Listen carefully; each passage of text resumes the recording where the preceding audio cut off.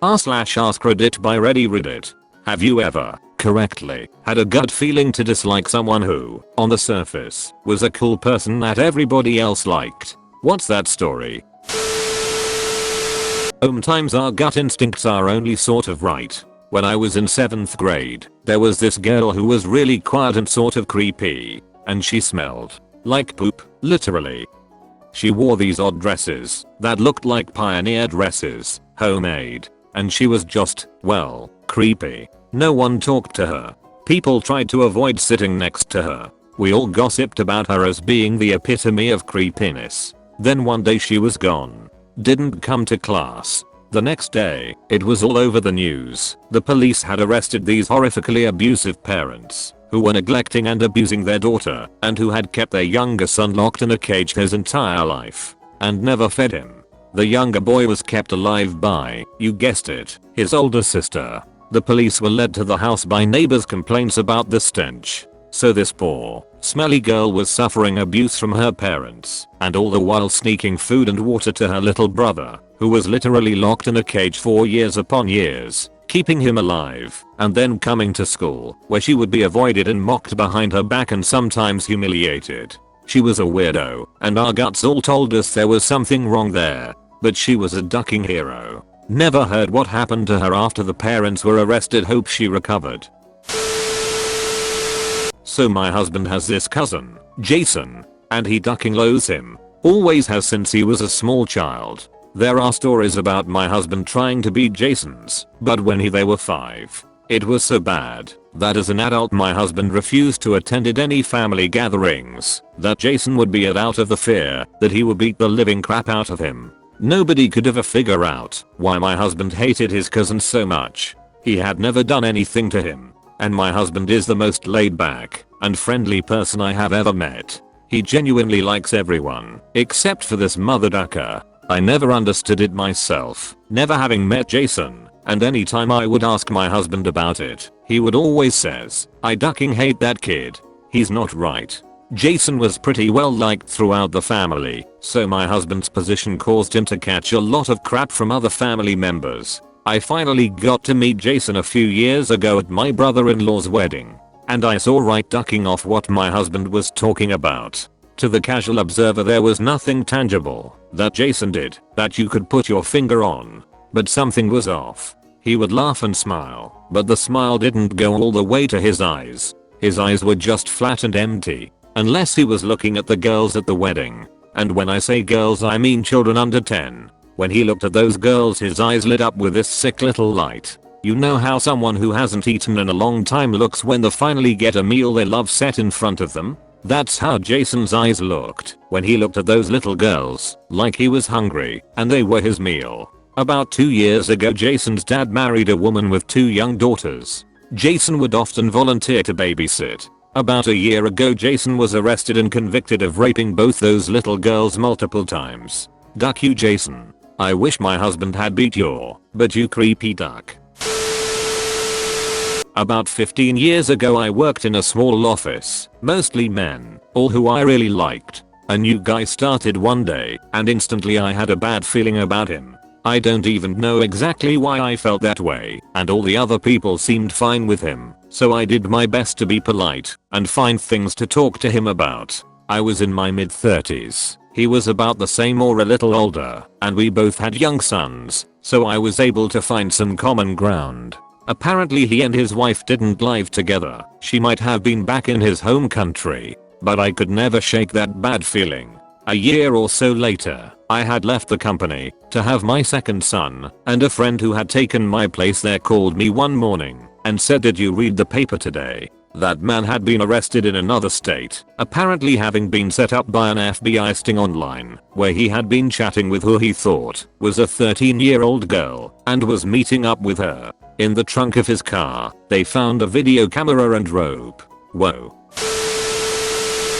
I worked as a CNA in a nursing home during/right after high school. We got a new guy that made a lot of mistakes and obviously had some cognitive impairments. I'm not sure what was wrong exactly, but it was obvious that he was mentally slow. Some of his mistakes were dangerous. leaving a patient with a feeding tube laying flat, increasing their chance of aspirating food into their lungs, for example. On several occasions, I complained about him to our supervisor and also vented to my coworkers that I just did not feel right about him. Everyone accused me of not having any compassion. They said he was slow, but that he would get it, and I should be more understanding. They all thought that I was being judgmental because of his disability, but it felt like more than that to me. One night, another CNA went to answer a call light and walked in on him raping an elderly bedridden woman. He didn't even stop, just held eye contact with the coworker until he was finished. This all happens over 15 years ago. He went to jail obviously, but I saw him in Walmart last summer, so he is out now. I sure hope he is never able to work in a position to take advantage of vulnerable people ever again.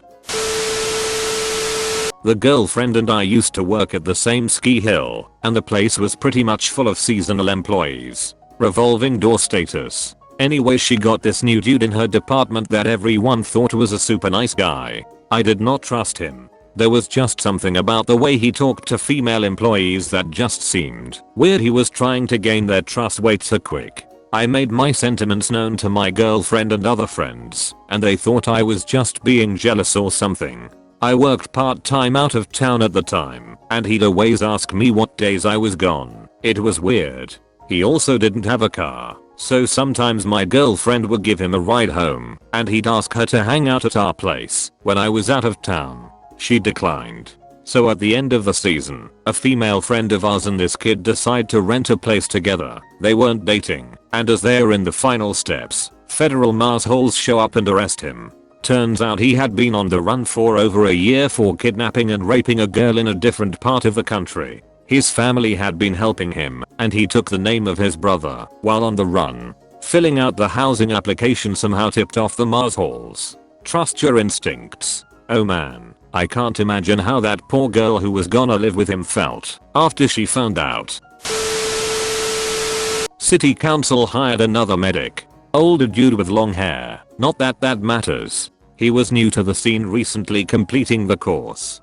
Guy awesome to hang out with. Went to the bar with the younger EmKays. Played video games, etc. At first I thought he was cool, but as I observed his work, I was his superior, and at his probationary level, I noticed something was off. At the private council meeting I spoke openly about this in his 30-day review. I stated something was off.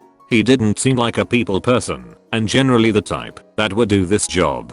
They said that I had no grounds to state that he wasn't sweeted, and that he did his job as described. I countered with the fact that when caring for people, being a people person is an unwritten rule, and that doing your job without caring leads to mistakes, and in our job field a mistake means death.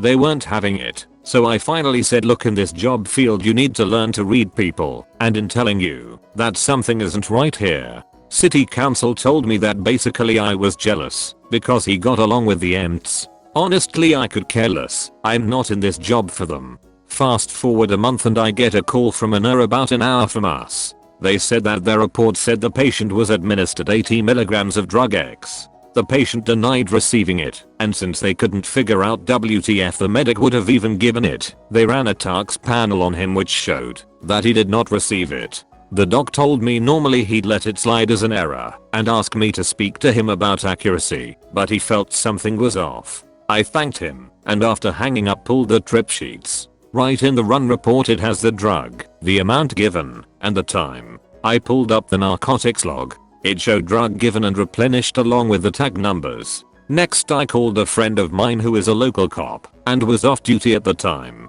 He came over and I opened the other medic's narc box. Sure enough, it had been opened and replaced. We then went through his logs for the past 2 months he had been working and located at least 12 times drugs had been given when probably not needed. I called the doc back and explained to him, and his exact quote, here's my personal phone number and a lawyer's number. I'll fax you over a written statement along with the test results. I'll see if we have anything on other patients he brought in. My buddy then called dispatch to tell the council members there was an emergency at the station and they need to come in. When they got there we showed them all the evidence and what we suspected. Within 15 minutes we not only had the DA approval, but also a judge sign an arrest warrant. Turns out the dude admitted to having a 20-year painkiller addiction that he ran out of sources, so he figured being a medic would give him easy access. He even told the judge he was worried that he would have killed someone just for the meds. At the trial I was asked for what resolution I wanted. I told the judge, being a paramedic I've seen how drugs change a person and that I don't hold him fully responsible. On my recommendation he got 3 months in a locked drug rehab facility followed by 6 months of house arrest. 4 years later the dude is clean and runs a fundraiser to help raise money for the end to provide anonymous narcan services and drug awareness programs. Today this guy would be an honored member of my crew. Addiction literally changes people. The end result is I now am solely responsible for hiring the medics, reviewing, and dismissal. I no longer need to justify to counsel why someone was dismissed. This job is one where a gut feeling decides someone's fate. Thank you for watching Reddit. Don't forget to like and subscribe for more r/AskReddit videos. Share your stories in the comments section below.